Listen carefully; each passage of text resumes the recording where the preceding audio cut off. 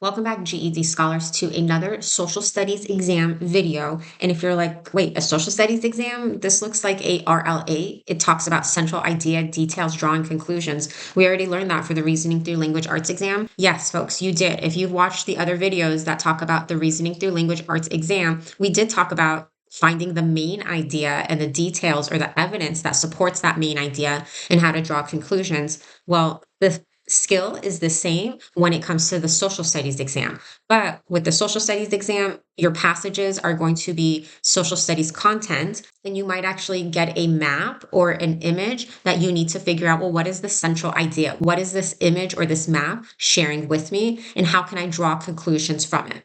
Like I mentioned in that introduction video, there are 7 social studies skills considered major skills that you want to make sure you are familiar with, because knowing these skills and applying it to social studies content, documents, images, maps, things like that will help you pass this exam. So for this first video, it's that first skill, and we're going to talk about how do we learn about the central idea and details, whether it's in a passage or a image, a map, and how can we draw conclusions from it. So no matter whether it's the reasoning through language arts exam, social studies exam, the science exam, you want to be able to be an effective reader, and you want to be able to find the central idea. So if you're like, well, why? Why is it so important for me to be able to find the central idea of not only a passage, but maybe a map or an image? It's to identify the most important idea in each paragraph, or to figure out the most important idea within whatever they're sharing with you. Because a lot of the questions that come right after a passage is going to be, what is the central idea? What is the main point? And so you want to be able to understand not just the central idea of that passage, but how does it relate to other sentences within the paragraph that you find it in? Because you want to make sure to understand, folks, you're going to read a main sentence, and then everything that is floating around it should be there to help back it up. And that's why we call it evidence. And so it's really important to be able to identify, okay, in this passage alone, what is the main idea? And then when you have even paragraphs, being able to say, okay, well, this paragraph, what's the point of this paragraph? What's the main idea within this paragraph? So you're able to, like I said, draw the main idea out first, pull on those other sentences that are going to be evidence. And then whenever you can, you're going to be able to draw conclusions from all of the different information that you are gathering when you're reading your passages, when you are reviewing the map or the image, the cartoon, whatever it might be. So when you do have a passage on the exam, like you see on the screen right now, which is part of a prompt, you want to be able to say, okay, I'm reading this passage, I'm looking at a map, I'm looking at this image. What is the most important thing that the writer is trying to point out to me? What's the most important point they're making? And that most important point is going to be the central or the main idea. And as I said, it's going to be supported by details or by evidence.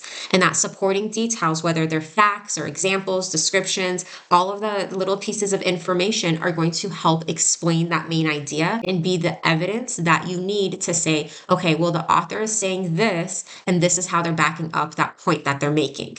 So in the image or the passage you see on the right, I've highlighted the central idea in yellow, and then using purple, I went ahead and I highlighted evidence backing up this central idea that the author has made. And so as I mentioned, this is from one of the writing prompts. The link is down below in the description box. But the first passage is a press release from the Office of U.S. Representative Melody Walls about a highway update. It was, this bill funds the expansion of Highway 17 from a 2-lane highway to a 4-lane thoroughfare.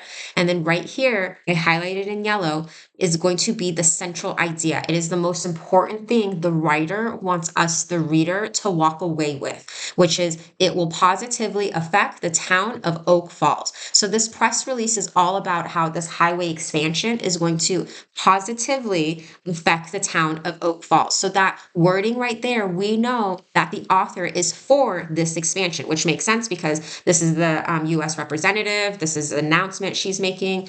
Well, then it goes on, and I've highlighted in purple, where she brings in evidence to say this is going to positively affect it. Well, how will it positively affect it? The bill will ease traffic congestion and create job opportunities during and after construction. Okay, that's one way it'll positively affect it. How else will it affect it? Or how does she know that this is how it will be affected? Well, down here it says that the representative held town hall meetings. That's evidence. That's proof that she at least has an idea of what's happening in this town because she had these town meetings and she asked questions. She learned things. She learned that a company closed their factory doors, or two companies closed factory doors, and that there's high unemployment. So this is all evidence for why she's saying I can bring something that will positively affect the town of Oak Falls.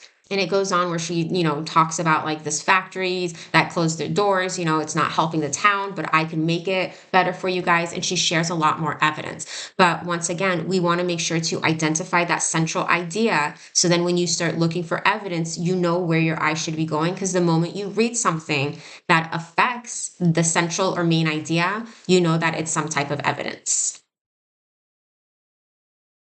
Something else you want to be mindful of when it comes to central ideas, main ideas, even the evidence that it is shared is that it could be explicit or it could be implicit. So as you can see from the screen, explicit means that it's explained. It's stated in direct words. You're not, trying to look for clues to figure out what is being said. Because when you do that, it's considered implicit, where it's not stated in direct words. And so you end up having to make an inference or come to a conclusion based on the evidence that they're presenting you. So as you can see from the image on the screen, on the left, we have an explicit example where the employee is saying, if you don't give me a pay raise, I leave. That's explicit. That's a very stated, it's not ambiguous. You're not wondering, I wonder what they meant. Versus on the right side, the employee said, if you don't show me more appreciation, I'll review my options, which is kind of like, okay, so what does that mean? That's kind of implicit. It's kind of, I'm scratching my head wondering, okay, I'll review my options like within the company. Are you going to leave the company? So you want to be mindful when you are reading, whether it's social studies passages, RLA passages, that sometimes it's not going to be just stated out for you. And you might have to read in between the lines to figure out what the author is saying. So I know that you have a good concept of finding the central idea or the main idea when it comes to reading a passage. But remember, for the social studies exam, you're going to see things other than a passage. And so you might be shown a cartoon, and that's what we have in front of us right now. So the first thing I want you to do, the same way when it comes to a map, is to take a look at the image you are looking at and pay attention to all the parts of it. So one thing to know when it comes to even cartoons, at times you might see a title, but what we do want to pay attention to down here is the fact that there's somebody saying something. And from the image that we see, there are two men in suits, and then this one guy in the middle is kicking this one out of the office. It looks like just kind of kicking him out. And then the quote down here reads, I thought he was a member of a special interest group, but I found out he's only a voter, exclamation mark. Okay, so as I said, you got to look at everything that is happening within the image in order for you to figure out, well, what is the central idea? What is the main idea that the cartoonist is trying to get me to see and understand and walk away from after viewing this? Well, I know that this person in the middle doing the kicking is a senator, because right here in the background, folks, we read Senator something, their name. So I know that this person is a senator, and I know that they're obviously kicking somebody out in like a painful way because they're kicking their butt out the door.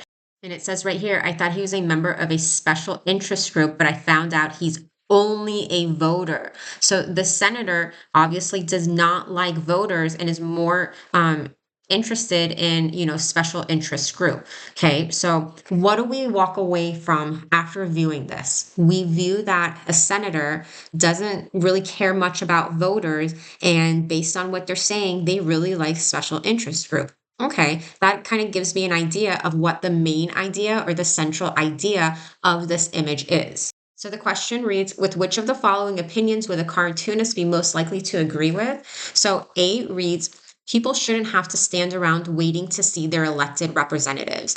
In anything that we just saw in this image, did we get the idea that people are standing around to see their elected representatives? I mean, well, we have this guy over here who's standing around, but we don't know that there's waiting around for the elected representatives. So I'm going to say A is not our answer.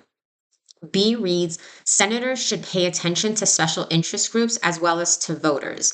I don't think that the cartoonist is trying to say that, that's what they would agree with, because from this image, remember, they're basically telling us that senators are paying a lot more attention to these special interest groups. He would rather talk with someone in a special interest group than talking with a voter. So yeah, should they pay attention to special interest groups as well as to voters? I don't think that's something that this cartoonist would agree with. So I'm going to kick B out the door. C reads, special interest groups are treated better than voters by members of Congress. Isn't that what we just talked about here? Isn't that what we just shared down here? That hey, this guy right here in the middle is a senator, and they're kicking out a voter because they would rather talk with special interest group. And the question is asking which of the following opinions would the cartoonist be most likely to agree with? I'm going to say, based on what the cartoonist just drew and what we read down here that they wrote, that yeah, C is our answer. The cartoonist is going to most likely agree with saying that special interest groups are treated better than voters by members of Congress. If you're like, I want to read D just to knock that out the window, let's go ahead and read D. D reads, senators are nicer to their constituents than are members of the House. Nowhere in this image is this concept of like people being nicer shared in any way. So definitely not D. So as you can see, folks, it's not just when it comes to passages, but even when it comes to the cartoons you will see, the maps you will see on the social studies exam, you have to be able to look at the entire image, review it, have an understanding of what's being shared to walk away with that central idea. So then you can answer whatever type of question the exam presents to you. So here's another example that we are going to review.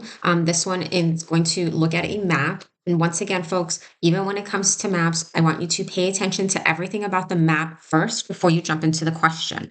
So as we can see, the title up here, it reads European Colonial Settlements, 1650. And so this is a map of the east coast of the United States. And in the description box below, I left a link for maps because folks, you want to be able to understand that when you see an image like this, you want to know, okay, well, they're talking about European colonial settlements. I know that with the Atlantic Ocean being on the right side of whatever this land is, I know that this is the United States of America because we've had colonial settlements and the East Coast is next to the Atlantic Ocean. I also know these different towns like Boston. We know Boston, right? Massachusetts. Well, these are the colonial settlements that took place, which is Plymouth, New Haven, New Hampshire, Roanoke Island, down here, St. Augustine.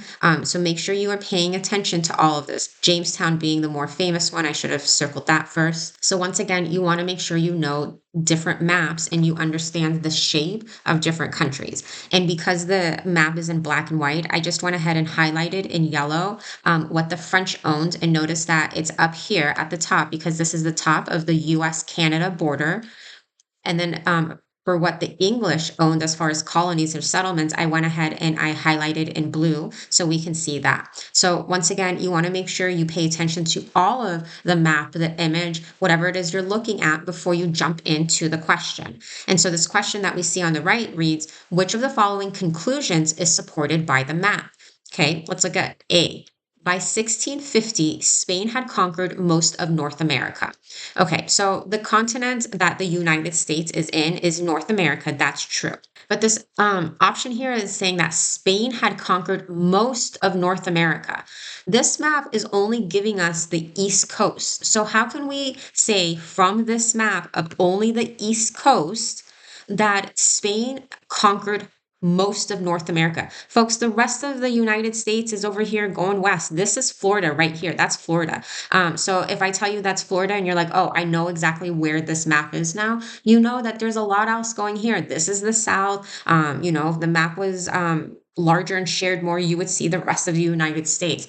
But from this map alone, what conclusion can we pull? We can't make this conclusion that we just read in A. So A is out the window. B reads, the English established several colonies in the New World.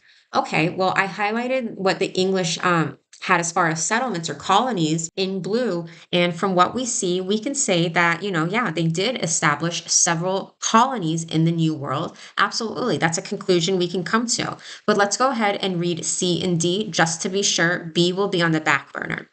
C reads, the Dutch established their colonies in the western part of North America.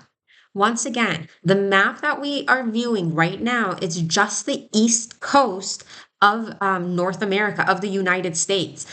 So we need to be mindful of the fact that this isn't showing us all of North America. This is just showing us the east coast of North America. We can't come to the conclusion that the Dutch established their colonies in the western part of North America when we're only looking at the eastern part of North America. C is out the window. D reads, French colonies extended along the east coast between Boston and Jamestown. Okay, remember, I highlighted the French colonies for us because we're looking at a black and white picture. D is saying you should be able to come to the conclusion, based off of this map alone, that the French colonies extended along the east coast between Boston's right here, and Jamestown's right down here. So between Boston and Jamestown, are these yellow? No. Yellow is happening up here. The French were up here and the far north on the border between the what is now the US and Canada. So D is not a conclusion we can come to from this map alone, and I'm going to kick D out the window, which means B is our answer. From this map of just the East Coast, in 1650 of the European colonial settlements, we can come to the conclusion that the English established several colonies in the New World. So hopefully that kind of helped you get an idea of, when it comes to the social studies exam, when you are presented with a map, how I want you to view it. Look at everything first, understand what you're looking at before you jump into the questions, because you want to be able to identify what is the main point. What am I trying to gain from looking at this map? Okay, well, they're trying to tell me about the different colonies, 1650, the GEDtalk lady went ahead and color coordinated it for me so I can get an idea of what I'm looking at. I can pull conclusions from this map and then jump into the question. So remember, folks, it's really important for you to find the central idea of a passage and the paragraphs themselves, if it's a multiple paragraph passage. And just know that a central idea, the main idea, is stated as a sentence. It always contains the subject matter. It always states the most important point about that subject matter that the author is trying to make. It is general enough to cover all the important information in the paragraph. Remember, folks, with these exams, the only evidence you need to be looking for is whatever evidence is in the passage, because they can't expect you to get on the computer and start looking things up in order to answer a question. Everything you need to answer those questions is right there on the exam. And then, of course, it can be the first sentence, the last sentence, a sentence in the middle of a paragraph. So just know that that central idea, though, is going to be the most important thing that the author wants you to walk away after reading that passage with. Also know that the central idea of a passage is never stated as a question, and it is never stated as just a word or a phrase. Thanks for watching this first video, folks, in our social studies series, where we're talking about social studies practice or major skills that you want to make sure you have before it comes to the actual exam. And those social studies skills, as you can see, are things like determining the central idea, which we just learned about in this video, analyzing words, author's purposes, things like that. So as we talked about in this video, please make sure that whenever you get to the passage or an image, you think about what is the most important thing that the author wants me to pay attention to. And then once you identify that, you will then be able to see all of the evidence that goes to support that central idea. That evidence is also considered the details. And then once you have a concept of like, well, this is what the author is telling me, what I'm reading or what I'm seeing in the image, you'll be able to draw conclusions to help you answer those questions. You know what you're doing. Keep your head up. You've got this.